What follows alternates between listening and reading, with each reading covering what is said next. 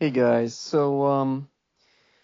there's this idea of self-control that is really popular, especially with right-wingers, right? We talk about self-control with regards to pornography or other kinds of destructive habits,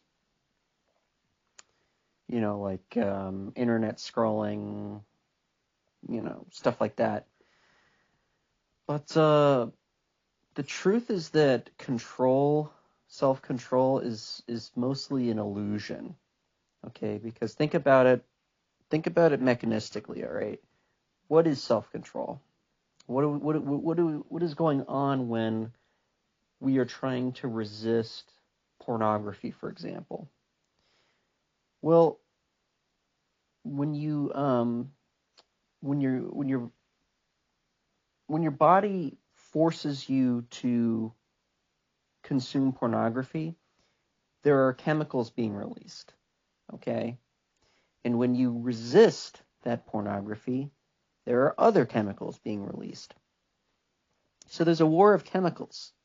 If you get too many of the give-in chemicals, you will give in to that habit. But if you are able to muster up enough resist chemicals, then you will resist that temptation. So the kind of chemicals that you release, they will vary. Okay, the amounts will vary, the types will vary when you are introduced to a stimuli.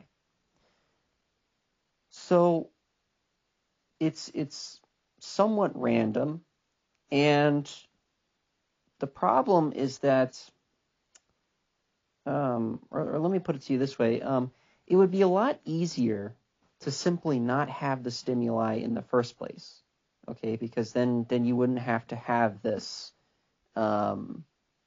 clash between two different sets of chemicals. You would just not even have the decision in the first place. And if you actually look at, rehab programs, you look at,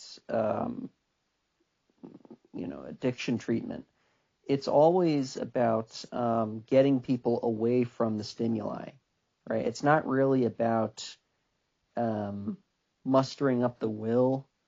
Okay, I mean that's certainly part of it, but that's not really how people get clean. People get clean by just not thinking a whole lot about the stimuli.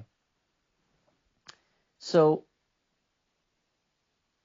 the problem with pornography is that you can't get away from the stimuli unless you live an anarcho-primitivist lifestyle where you just shut off technology completely from your life, because pornography is just so readily accessible that